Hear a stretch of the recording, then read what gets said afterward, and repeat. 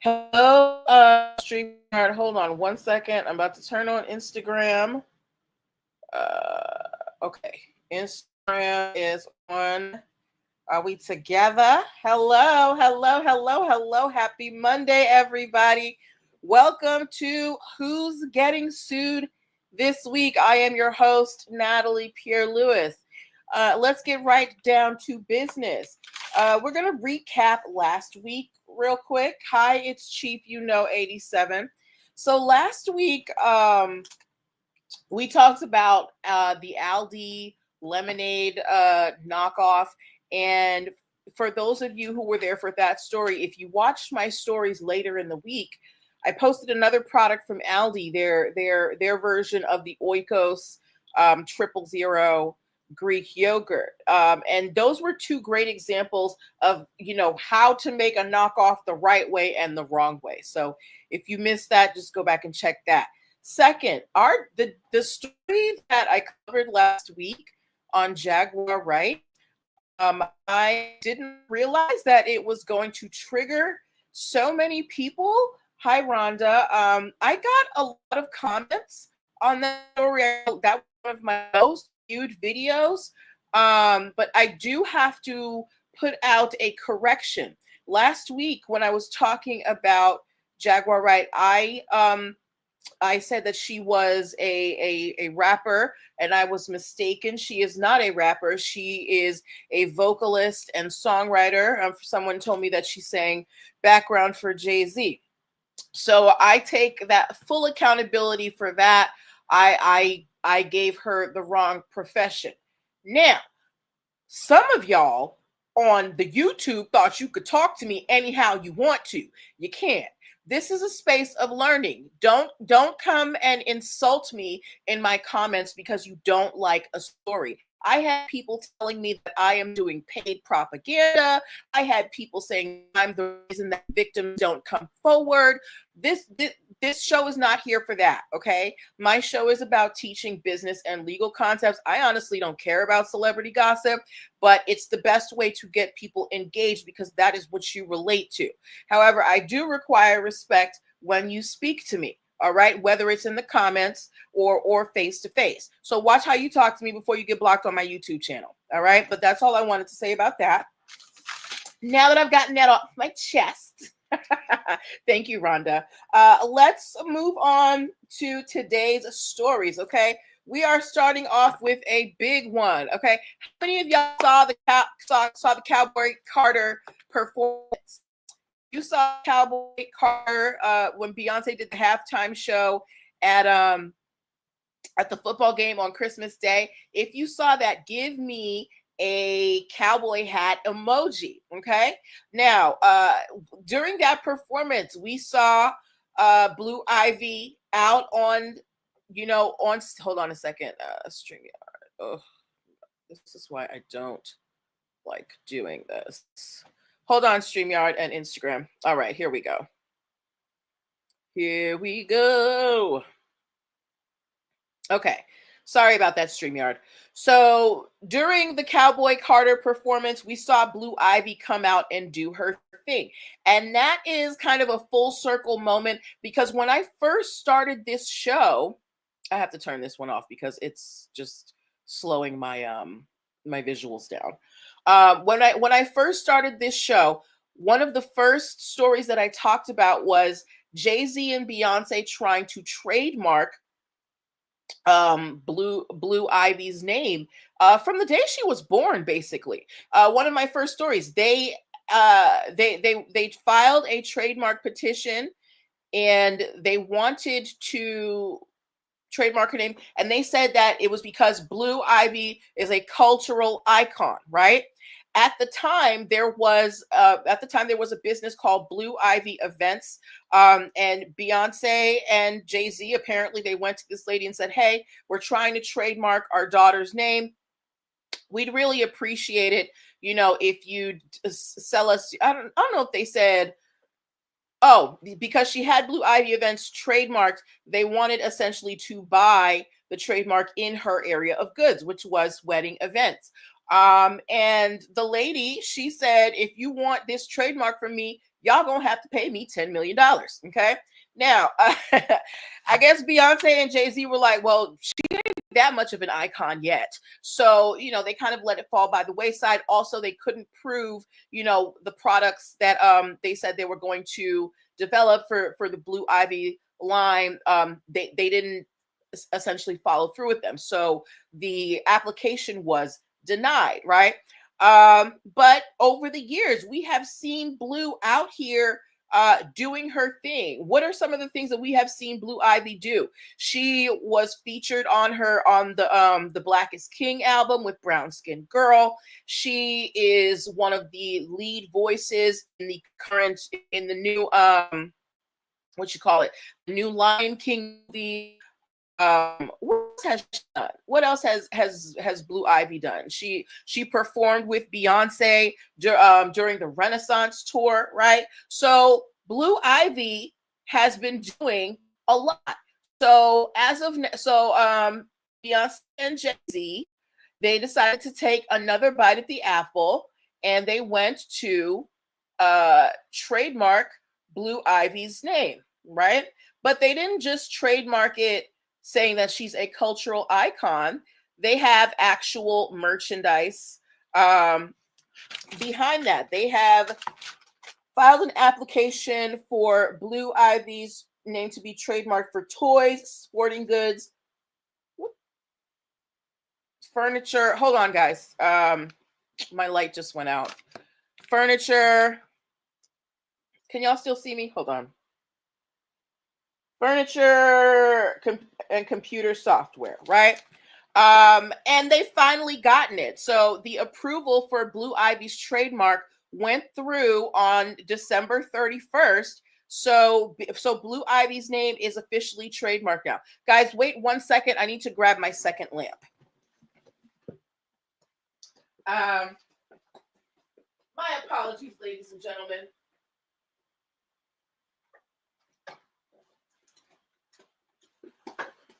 I am trying a new setup today. I bought some new equipment so that I could make sure everything was, nice and professional for y'all.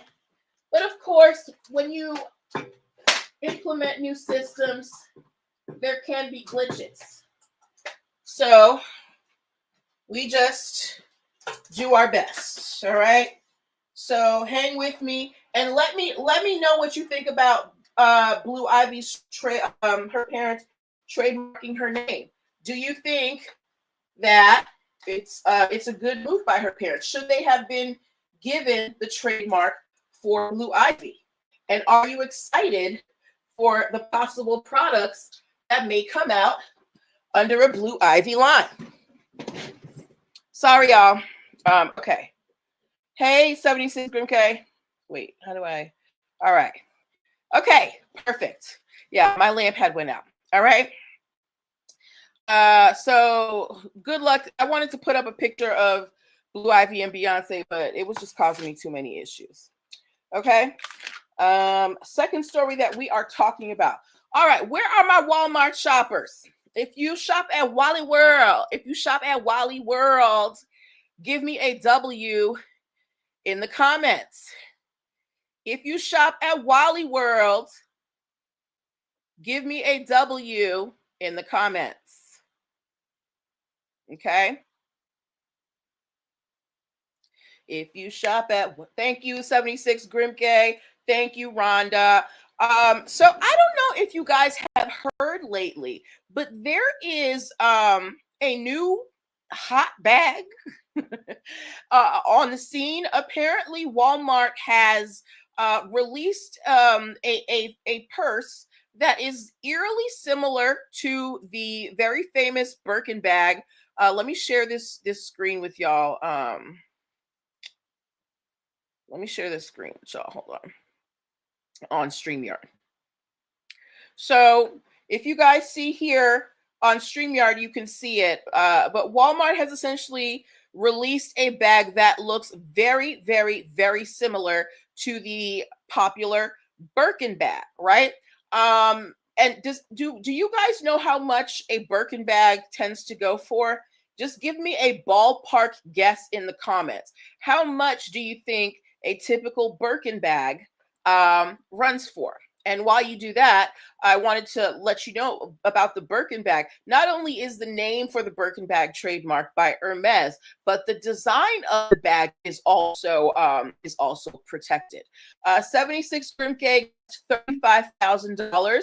That's actually, I think, around average. I've seen it as, quote unquote, low as $10,000, but I've also seen some of them marketed as high as, almost six figures. So the Birkin bag, it's actually considered an investment, not just a purse. It's considered like a piece of art, and it's very hard to get one. You can't just go into Hermes and purchase a Birkin bag. It's like a status symbol if you have a Birkin bag, because it's hard to get one, right? So Walmart releases this their version of this bag that goes for minimum $10,000, and they're selling it for $78 to $100. Okay, now how many of y'all, okay, if you saw the Birkin, they're calling it the Workin, the Walmart Birkin, how many of y'all would be interested in purchasing the Walmart Birkin bag or the Workin? And if you purchased, would you tell people that it was from Walmart, or would you try to front like it was a real Birkin bag? Right? Now, let me know what you would do in the comments. Now, Hermes hasn't said anything about this bag yet. Apparently, you can't even find the bag anymore. It was here and now it's gone. Hey, Ayo Chloe. But I have been seeing article after article after article about this $100 Birkin bag, right? So I want to know from you guys. You guys are the general public. You're out here shopping every day. If you saw a bag that looked just like the Birkin, but was hey, bro, that was for a tenth of. You see me working, Toby. So if you saw a bag that hold up, 76 Grimke said, nope, I would definitely tell if I did. So 76 Grimke said, ain't no shame in my game. I would get me my Walmart Birkin and I would let everybody know that it was from Walmart, right? Now, think about the fashion girlies out there. We have people who, and there's nothing wrong with that. There are some people who are very into designer, very into fashion, very into being, au courant and of the moment, right? So this is a very low, and there is a market out there for low cost alternatives to everyone. There are people who have built careers on developing low cost duplicates of the high end things that people love. So this Walmart Birkin, if it continues to be in the public, if it continues to, I guess if Walmart brings it back, maybe they're going to come back with a second issue or whatever. Do you guys think that Hermes will come after Walmart? Should Hermes come after Walmart? Now, remember, I said that the design of the bag, it's protected by trademark. It has a trade dress protection, right? Do you think that Hermes, based on how this Walmart bag looks, should they go after Walmart for this purse? It's got the lock. Let me see. What does it have? What do they say it have? It's got the golden lock. Call you old fashioned. Rhonda said she would not get one. Call her old fashioned. Right? Ron, you think that should go after Walmart? Does anybody disagree with Rhonda? Stream y'all, why y'all so quiet? I know y'all got something to say about this, okay? Because I have seen how y'all get about your designer bags. I'm not a big designer bag person myself, but I've seen how y'all get. So if you could get a Birkin bag for $100, it's fake. They're not going to pretend it's a Birkin. This is a Walmart bag. Would you invest in it? Right? Rhonda said everyone does it, right? Okay. Yeah, so do we think that Hermes has a viable case of trademark infringement against Walmart for this Walmart Birkin. If you think that Hermes has a viable case, give me a thumbs up. If you think Hermes does not have a case, give me a thumbs down. 76 Groom K said there is a big market for fake bags. Absolutely, there's a big market. Absolutely, there's a big market for fake bags. How many of y'all have been in the past have ever gone to Canal Street in New York? I remember going there in college, and I remember that's where I bought my, my very favorite knockoff bag. I tell you, rocking that bag with pride. Okay. So Ayo Clo thinks that Hermes has a viable case against Walmart. Who else? Rhonda does. 76 Grimke does. Okay, so you guys think that Hermes has a case against Walmart? I think so too, because there are some distinctive aspects of this purse, like having the lock on there, and then there are these like 3 flaps, and then there's this hanging thing that Walmart essentially just moved to the other side. For me, there is an art. There's an art to being a designer dupe. And I think that Walmart may have crossed the line with this one. So now again, these bags are sold out everywhere. So I don't even know if they're going to release anymore. But we will wait and see if anything goes down between Hermes and Walmart.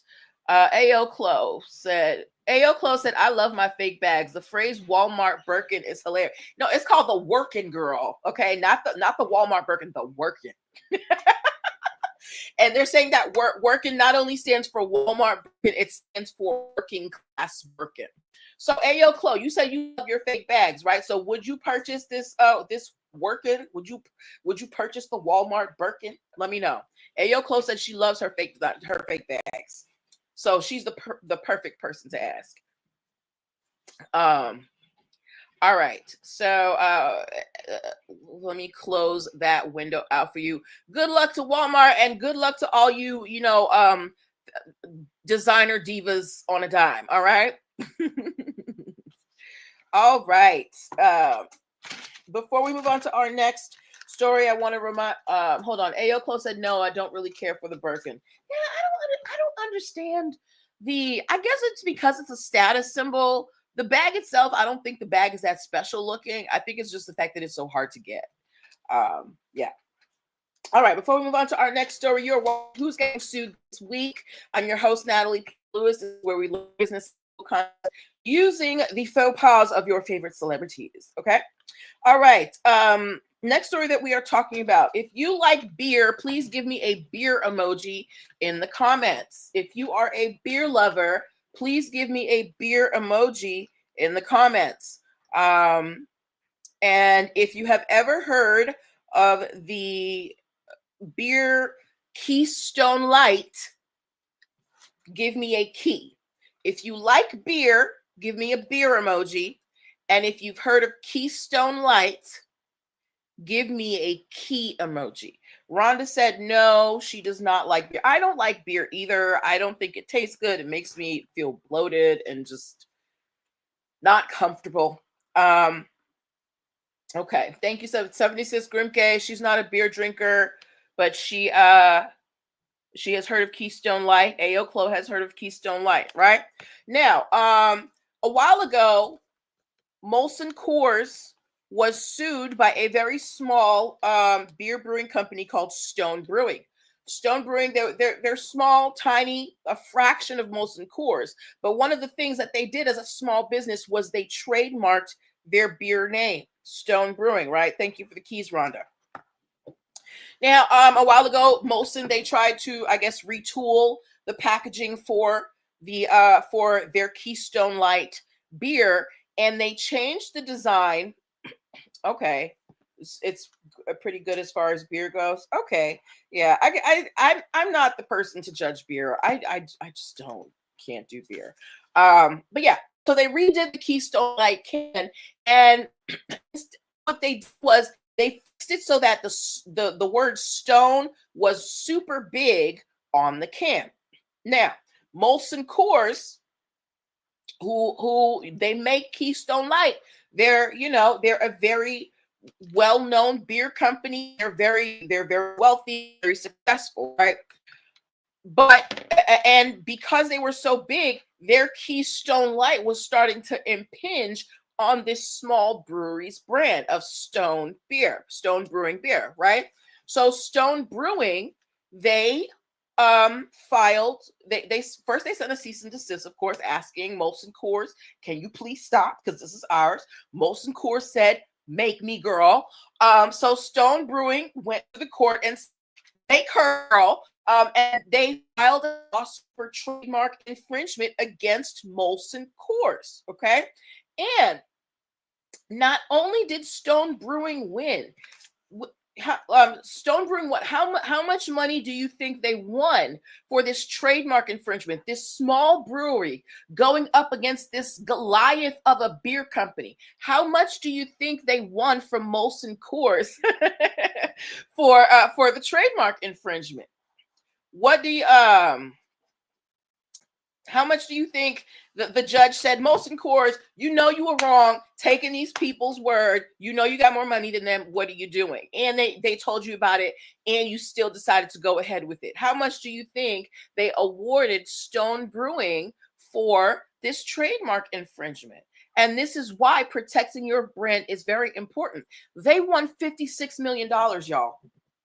$56 million from Molson Coors because Molson Coors violated the trademarks. Now, a lot of that award was punitive damages. And when I say punitive, if the court feels like your infringement, it's like willful, you're just like, I don't care what nobody say, I'm going to use this if I want to, they can award the victim 3 times what their losses are. So the court said you get your court fees, you get your damages, plus you get treble damages. So you get $56 million. Yes. Everybody's saying what? Wow, all that in the comments. So Stone Brewing, wherever they're at, they could retire today if they want to. But this is why protecting your intellectual property is so important, because had they not taken the steps to trademark their beer name, their beer label, they would have had no standing against Molson Coors, and Molson Coors could have been out here getting all that money, right? But now Molson Coors got to turn over. Now I'm sure it's not that much money for them, but for Stone Brewing, which is a small brewery run by a few people, yeah, that's a win. 76 Grim K. So this is just a prime example of why it's important to trademark your brand. Okay. Oh shoot, I'm sorry, I meant to show y'all the pictures. Hold on. Hi, her favorite socks. So yeah, let me share this screen with StreamYard. I get so caught up in these stories that I forget to put the visuals up, because I'm more of like a talker. But for StreamYard, you can see the visual of the actually right here. You can see I'm circling it right here. These are the two, the small brewery and the Keystone Light. All right. Okay. Moving on to our next story in the evening. How many of y'all have ever owned a pair of Levi jeans? If you got Levi jeans, do the pretty little thing, hey, hey, hey, do in your Levi jeans. Ooh. And who can tell me what is one of the most distinctive things about Levi's? What is the trademark look of Levi's jeans? How do you know a pair of Levi's jeans is a pair of Levi's jeans? What do you see on it?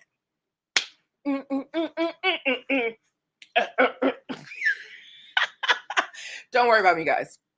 What do you see on a pair of Levi's jeans that lets you know that it's a pair of the red patch? Yes. Thank you guys. You guys are very astute. I have a very hip with it crowd. Okay.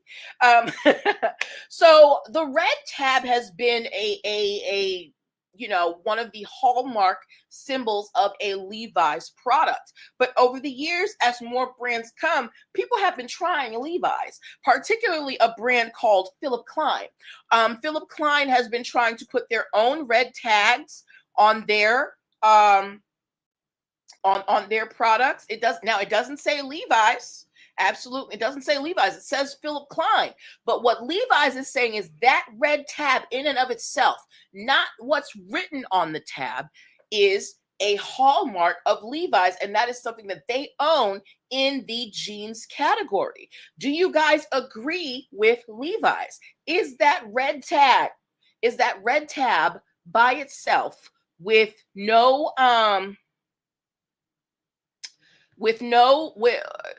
we're not even talking about the Levi's that's written on it.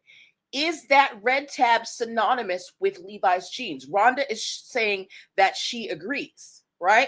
Now, Levi's has really leaned into that. They've made it part of their marketing. They're like, it's Levi's because you see the red tab. So Levi's is going after everybody, including Philippe Klein, because they're like, girl, the red tag is us. What are you doing? Ladies and gentlemen, when you not only can trademark names, you can trademark colors for your brand. You can trademark specific aspects for your brand. The whole point of a trademark is to make your brand unique. So when you have that unique thing that makes you unique, you want to protect that fiercely, right? Quick anecdote, Hermes, they have that, that iconic orange colored box. That was actually a mistake because they had run out of something, so all they had was orange boxes. But over the years, that orange has become synonymous with their brand, that box. Same thing with Levi's. So Levi's is my fashion designers out here, my label brands, you again build your brand on its own merit. If you're someone who wants people to take your work seriously and you're serious about your art, your fashion, why are you copying someone else? Right? Now, if you're one of them people you like, I just like making dupes, that's your thing. But if you're trying to be a brand in your own right, you don't want to go try and get it again off the back of a bigger brand. So and plus they will come after you. So Levi's is coming after Philip Klein. Do you think that Levi's should be able to prevent another clothing brand? Should be able to prevent another clothing brand from using a red tab? Do you think that they should have that right? Should they? Or, because they're not putting Levi's on it. It's just a red tab. Or is it that red tab is the red tab to you by itself? Is it enough? Let me know your thoughts in the comments. So I just wanted to share that with you guys really quick. Okay. Quick break. Actually, no, not a quick break. I want to do these quick. I got 2 quick stories I want to do for y'all. 76 Green Kid said, yes, is it the same shade of red? As far as I know, it is the same shade of red. They also have black tags as well. Okay. All right. 2 quick stories before we move on to our more meatier ones, just so we can kind of have a palate cleanser. I see y'all coming in on StreamYard. Put a wave in the comments. Let me know that you're here. Let me say hi to you. Let me hug on your neck virtually. How many did anybody watching? Did any of you play NCAA sports when you were in college? Or a lot of you, I think, maybe parents. Do any of you have children who have or do play in NCAA sports currently? While you guys give me those answers, of course, you've seen lately, the crux of college students who have come into, newfound riches because they are now able to make money off of their names, images, and likenesses, right? You have athletes like Angel Reese, you have Caitlin Clark, you have no NCAA, nobody's kid, nobody or nobody's children was playing in NCAA, well, okay, that's fine. Well, if you know somebody who played in the NCAA as a student athlete, from as far back as 2016, they may be entitled to compensation. The NCAA, they have recently come to a settlement with student athletes. They have come to a $2.8 billion settlement that is going to be finalized in April. Basically, the NCAA has to compensate all of those students from 2016 on who were unable to make money off of their names, images, and likenesses. So players 5 years ago who couldn't have commercials like Angel Reese, Beltsville and Recreation. What's that? So athletes who could have been on like Angel Reese and Caitlin and all these people. Those are the only two I really know. They're like, well, had this been around when I was a student athlete, I could have been in a better position. So I guess they came in a class action suit against the NCAA, and now the NCAA has to pay out $2.0 billion to past players in the NCAA who were unable at the time to get compensation for the use of their names, images, and likenesses. Kenya, I remember in college, the athletes, right? They were working hard. They didn't really have lives. They couldn't have jobs. And some of them got in trouble because they couldn't work, because they were always at practice. They were always trying to hit a lick, and some of them got caught up. I remember one of them, he got caught for like distributing drugs, I think in his junior year, and just lost his entire scholarship because he was not able to get a job. And it's not like he can have you call that a promotional deal with anybody. So these players from 2016 on, they are going to, be compensated for what they could have made had they been allowed to, have sponsorships and endorse products. So I think this is a great way, to wrong the wrongs of the past, because the schools, undergraduate universities, look, yes, you give the students a free education, but there are a lot of restrictions. A lot of those students, they can't major in the things that they want to major in because they have to work their schedule around practice. They can't go home for the holidays. They essentially can't have regular lives because the school owns them. And then on top of that, you can't make money off of your own image and likeness that the school is making millions and millions of dollars in, that alumni are donating how much money to build a new athletic complex. So I think this is a great idea. If you know anybody who was in the NCAA 2016 on and they weren't allowed to make money from their likenesses, let them know what's going on, because it's going to be finalized in April. Okay. And the other quick thing I wanted to let you know, my people who run who run restaurants and establishments where if you have how many of y'all have ever been to, well, my ladies, or even gentlemen, you may go, how many of y'all have ever attended a ladies night at a place? You go to a bar or a club and it's ladies night, ladies in free, discounted drinks for ladies. If you have, give me a woman emoji, give me a lady emoji, somebody or something. If you have ever been to a bar, restaurant, some type of venue where when it has been ladies night, give me some type of lady emoji. All right.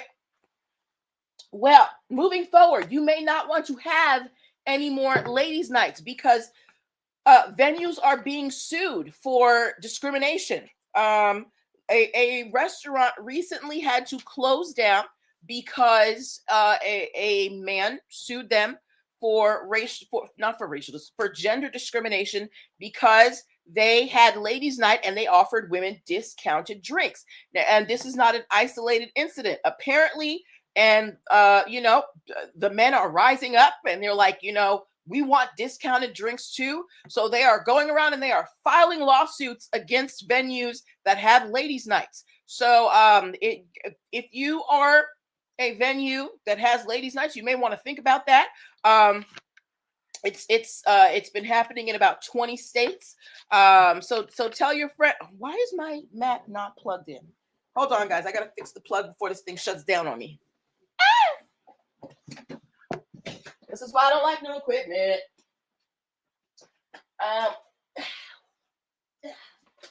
Okay. Yeah. So if you have an establishment and you want to run a ladies' night, you might want to rethink that, because the men are out here suing for gender discrimination. Now, this is just this section right here. This is just my personal view. I think it's these incel men. They mad because they go into the club and they trying to buy drinks for ladies, and the ladies ain't giving them no play. So now they're suing the venues. They're like, oh, I came here to meet some ladies and I ain't meeting no ladies. But that's just me. Don't mind me. I'm silly. Okay. All right. Yes. Now let's get back to the more serious things now. Okay. Yes. Okay. Wood block. What kind of games do y'all have on your phones? What kind of games do you have on your phones? Just list them here. Just put them in the comment box. Just tell me what kind of games you have on your phones. I only have one game on my phone. It's Candy Crush. I've been playing Candy Crush for years. I have no intentions to stop playing Candy Crush because it's fun, and it's because I read all day for work. It's just something that I can play that doesn't require me to read. 76 Grimke has Scrabble. Stream y'all always so quiet. I be worried about y'all. Right? Anyway, so there are tons of games in the marketplace, right? Tons of games. Some of them are very simple. Some of them are obvious knockoffs of others. And recently, a game developer got a little too big in their britches and got knocked down. So there is a game in the marketplace called Wood Block Puzzle 3D. Wood Block Puzzle 3D. Okay. Now, and for those of you on StreamYard, I shared that's not it. I shared the screen with you. This is the icon. This would be the icon that would show up on your screen, what I'm circling right here. When you would look up the game, right? And it looks just like those of you on Instagram. Let me see if I can show it to you. Let me see. Oh, okay. Okay. So hopefully y'all can see that, but that's the icon for the Wood Block Puzzle 3D game. Okay. The developers of that game tried to trademark the icon. Now, as you can see, it basically just looks like like Tetris without colors, right? So they went and they tried to file a trademark application for that icon, because you can trademark your app icon if it's distinctive. What do you think happened? You do? Okay, 76 Grimke actually plays that game. 76 Grimke, what do you think happened when the makers of Wood Block Puzzle 3D tried to trademark the game icon? What do you think the court said? Think about what we talk about for trademarks. Trademarks, they have to be distinctive. They cannot be generic. They can't just describe what the product is, right? So if I'm selling hammers, I can't just call my hammer a hammer. I need to call it, the super duper knocker or whatever.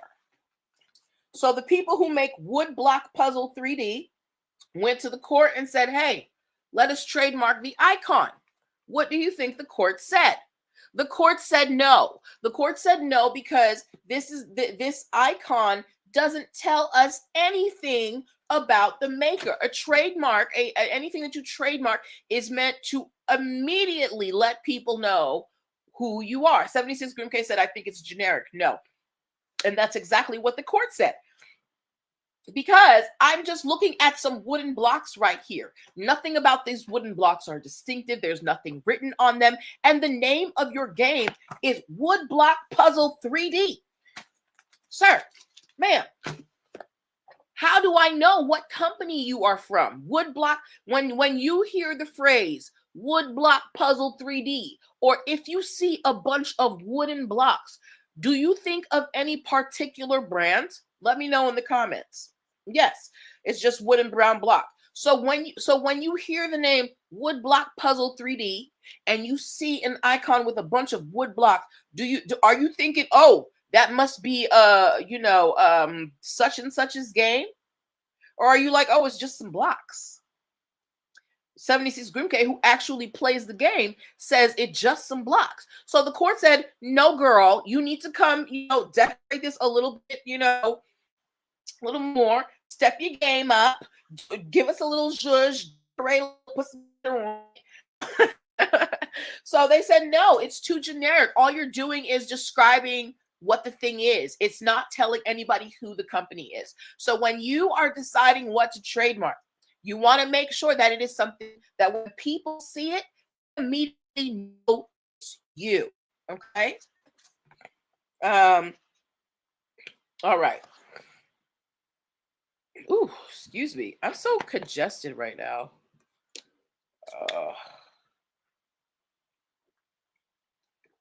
How y'all doing in the snow? For those of y'all that got snow, are you all like, did you get everything shoveled? Let me know. All right. Moving on to our next, this is our second to last story of the evening. So y'all may not know this, but actually I think y'all do. Y'all know, do you know the name of the exam that you have to take to get into law school? Let me see. What is the name of the exam that you have to take to get into law school? What's the name? I had to take this. I had nightmares about this exam. Nightmares. Yes, 76 Grim K, the LSAT, right? Did you know that the LSAT, the word LSAT, the phrase, it is trademarked? It is trademarked. Okay? By the there is a company that develops the LSAT. That company has the name LSAT trademarked, right? No biggie. Cool. That's cool. Now, one of the things that has been an issue as of late is the use of, yes, it is the use of AI in everything. Y'all, some stuff does not need, everything don't need AI. But anyway, so everybody, they're having their AI assistants now, and the same is happening in the test prep world. There is a program or a company called Chatty Courses, and they provide you an AI tutor for the LSAT. And that is how they market their program. The problem is the term LSAT is trademarked.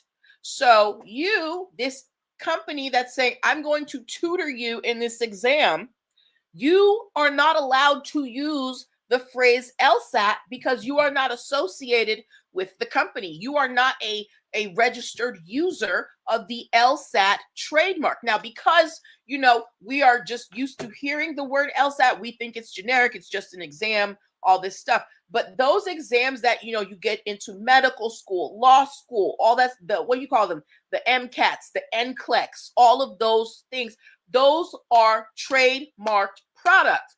So if you are going to market your services, you don't want to use the trademark name. So now this AI tutor, for what they could have done was say, the AI tutor for for law school exams, all areas, but you used the trademark term LSAT and you're in hot water. So again, you need to make sure that if you are do not build your brand on someone else's back. Chatty courses, if there's no LSAT, there's no you. Hi, Nessie Time. I haven't seen you forever, girl. If there's no LSAT, there's no you. And LSAT already has its own thing going on. So you have got to figure out a way around that. Now, perfect example of this. When it comes around Super Bowl time, you don't hear everybody saying Super Bowl. A lot of them will say the big game, because you have to have permission to use the term Super Bowl. It's trademark. Same thing with LSAT.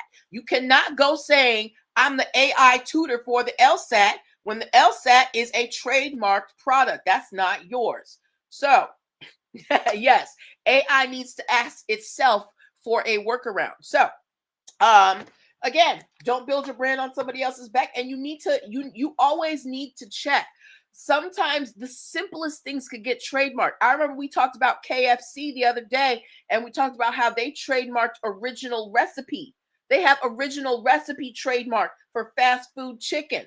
So I don't care how simple the phrase seems, make sure that you look it up and make sure it's not already trademarked, okay? Okay. Yes. And last story that we are talking about, this is just an update.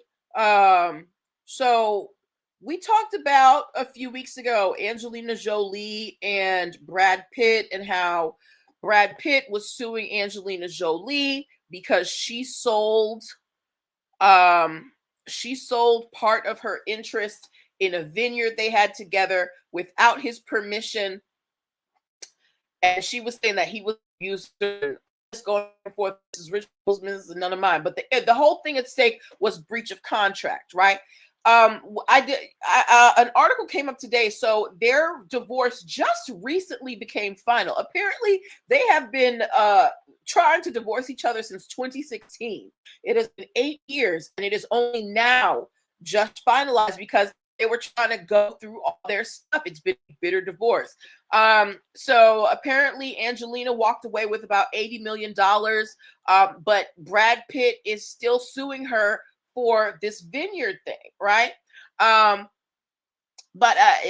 So even though they are no longer associated together by marriage, they are still associated together by business. And this is why it's important in business that you have written contracts, because this whole issue with them and this vineyard has to do with lack of a written contract and what were the stipulations. So it is important that you have your have your ducks in a row, because while they are no longer bound to each other in matrimony, they are still bound to each other financially with this vineyard. So having a contract in place as to how you are going to dispose of things when, if and when things end, really saves you a whole lot of trouble. So, hopefully they can get the vineyard part resolved. Angelina, if you want to drop a couple dollars here, girl, I'll take it. But yeah. Yes, but those were the stories that I wanted to share with you guys. So, and I know I went over a lot real quick. So I do want to give you guys a chance to ask questions. We talked about Blue Ivy, Beyonce finally being able to trademark her name. We talked about the Walmart Birkin bag. We talked about the Keystone Light, Molson Coors. They had to pay a $56 million verdict to a small beer brewing company because they stole their can swag. We talked about Levi's out here protecting their Levi's protecting their red tab. We talked about the LSAT and AI out here not respecting people's intellectual property. What else? We talked about the wood block puzzle 3D game. We talked about the NCAA student athletes who are getting a settlement because they were not able to capitalize on their names, images, and likenesses when they were students. And we talked about the danger of being sued if you host a ladies' night at your establishment. All right. Do we have any questions about those stories before we end for the night? And before we do that, make sure that you guys are watching my Brand Like a Boss series on the YouTube channel. I've got 2 videos up there right now. They're only about 5 minutes each, and it's very important information that you need if you're planning on trademarking in the near future. Okay. What else? Those of you, if you are, 2025 is your year to get that business off the ground, make sure you book your free 15-minute consultation. The link is right there scrolling across the bottom of the screen. As well, you can download the free biz launch cheat sheet that'll help you get your dream business started in 7 days or less at that same link. Okay. Oh, Nessie Time asked, what's wrong with ladies' night? I missed it. So Nessie Time, apparently, thank you, 76 Grim K. Apparently, men have been going around the country and suing venues for having ladies' nights and claiming gender discrimination because, it's not fair that women are getting discounted drinks or, getting in for free. And I think it's, these incels who be in them chat rooms because don't nobody like them. But yeah, so if you are hosting, if you are a venue and you're hosting a ladies' night. Now, if you're just, doing something at your house, whatever. But if you have like a venue, a restaurant, something that's supposed to be open to the public, and you are trying to host a ladies' night, depending on where you live, there is a chance that someone may try to sue you for gender discrimination. And some venues have had to close down because they've had to settle with these lawsuits. All right. Any other questions? Oh, I need to ask you guys, next week, I'm going to be in St. Martin with my family. Yes, Nessie Time, even if men are allowed to come into the place, the problem that the men have is that women are being given a financial advantage, discounted drinks or free entry, right? Yes. So next week I'm going to be in St. Martin with my family, but I will have my equipment with me because I plan on shooting some content. Do you want a live show while I'm in St. Martin? Let me know. If you want a live show while I'm in St. Martin, give me some sun emojis so I know, if I should prepare to do something over there. It'll be this show. It's just going to be in a different venue. So let me know if you want me to do the show while I'm over there or if you want me to wait till I come back. Okay. 76 Grim K told me to enjoy my vacation. This is fun for me. So while I did take a long break, doing this show is actually fun for me. But let me know what y'all want, because I don't want to make y'all jealous, because y'all gonna be cold and I'm gonna be living my best life up on the island. All right, so this is where I'm gonna leave you. Have a wonderful night, guys. Take care of yourselves, and the next time you see me, I'm probably gonna be on the beach. Bye.